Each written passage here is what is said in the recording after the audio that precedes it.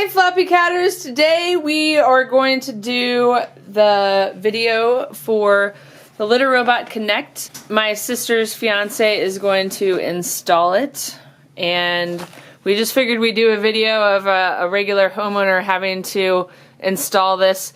If you already have a Litter Robot Open Air and wanted to order the Connect kit, this is how you do it. So this is Kirk. Hi. So this is the instruction manual that comes with it. Tells you what tools you need. So you need a Phillips screwdriver, needle nose pliers, which I don't have, but I think I can get away without them, and then a utility knife, and then this is the kit that you get given. So to start with, you have to you have to turn off the unit. Yeah. Yeah. Then it says unplug it, because we're going to be messing with the electrics. And then you have to remove the globe to get to the control panel down here.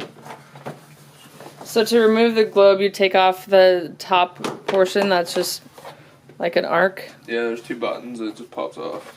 And then the globe is just the round part in the middle. It just lifts out. You could, if you were concerned about that, you could empty it into the drawer below, but we'll probably do fine without it. It also says remove the drawer. Oh. What do you think, Miss Ad? Look at all the litter you guys have on the side there. Oh yeah. Okay. So next tells you to remove these. There's 5 screws. One here, here, here, and here. I've loosened all the screws, and now this, I think they call it a bezel. It pops out. Oh yeah, it's still attached with wires and stuff. Yeah. So if you can loosen the circuit board from, and then we can set this part to the side. Okay, so did you guys see that? So he pushed this in and then pulled that plastic piece.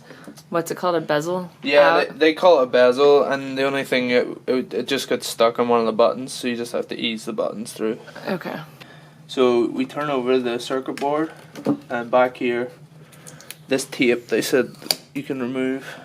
Back here they have, sorry Jenny, they have these 3 plugs, and they said to remove all of them.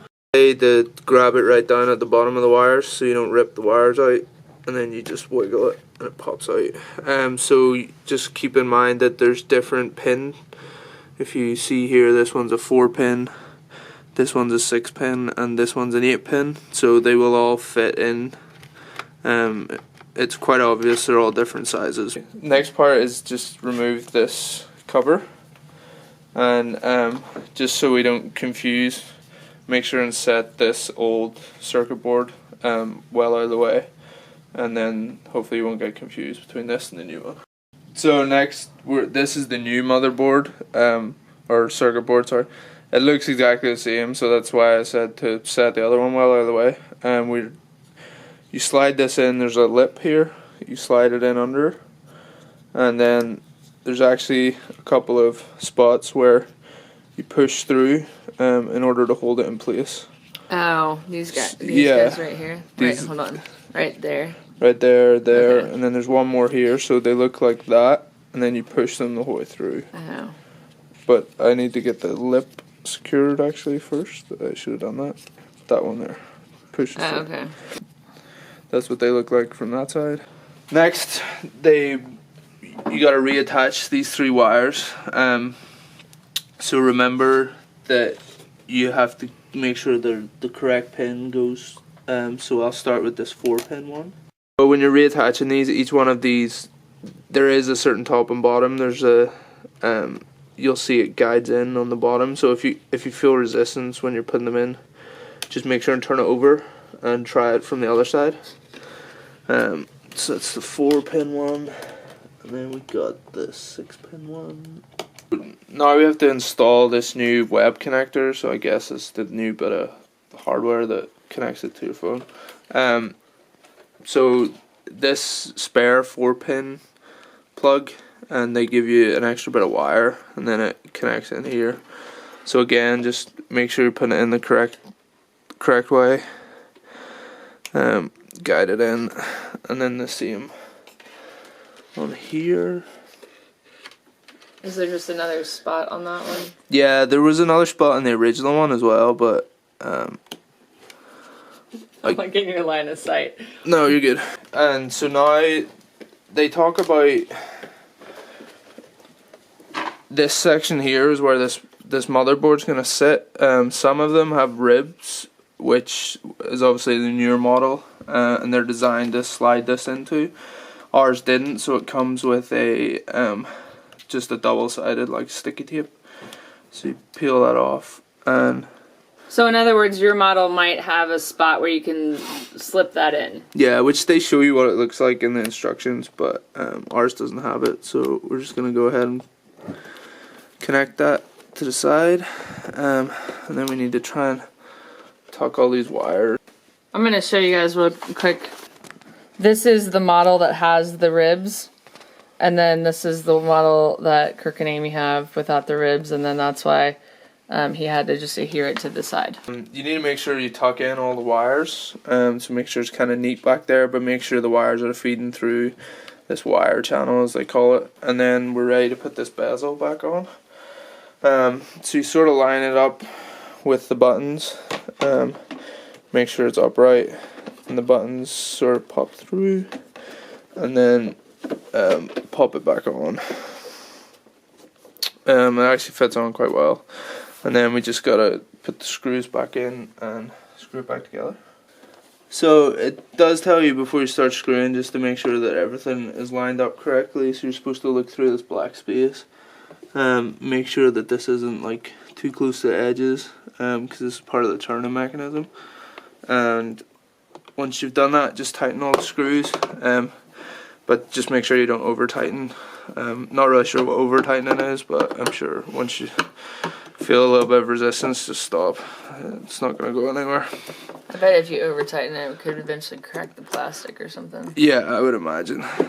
Part of the reason you check in this through this hole is to make sure there's no wires showing that could get caught on this turning mechanism. So oh, like wires sticking up? yeah, just make sure. So next you have to pull off this old sticker on the front of the buttons. So it says to use a utility knife to help you pop it off. Once you get it started, pops off pretty easily. You got mad skills, Kirky. We just undo this one. Oh, didn't get it all. And pop it back over. Pretty much the exact same, only this one is a cool black color and has a Wi-Fi signal. So just make sure it lines up with everything. So, yeah, I was gonna suggest bottom first. Press it down. Whoa, litter robot upgrade. And then there is a new serial number and stuff that has to go on the back. The only thing with this is they said make sure once you put it in place, don't try and readjust it, because if you peel it off again, it like comes up and says void or something. So the QR code probably gets jacked. Yeah, so just make this is a QR code. Make sure once this is on, you just leave it, whether it's straight or not. Don't try and readjust it, and that goes around the back. This is where they want to put it, and I guess try and get it as perfect as you can first time, but once it's on, just leave it on again, otherwise the QR code will come up void, and this is what they use when they're servicing your litter robot, or if you have any issues with it. Okay, so now you've got to put it back together, so we set the globe back on. This key in the back is something I learned the hard way. Yeah. Has to go down and like hook into that little spot.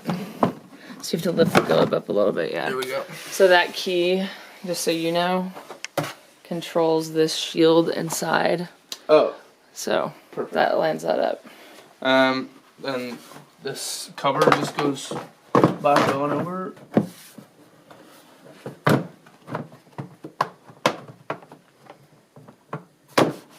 We turned it back or plugged it back in, turned it back on. It went through a cycle, and now we have to test if the installation worked. So we're gonna hold down the cycle and empty buttons until the power button turns blue.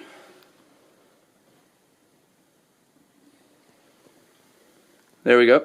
Woo woo! So the button turned blue, and that means that the little robot is now in Wi-Fi mode, and so we now need to follow the onboard instructions for our little robot and download the Connect Quick Start or the Connect Little Robot app, which I've already done. You can see it here on my phone, and now we have to open up the app and follow the instructions.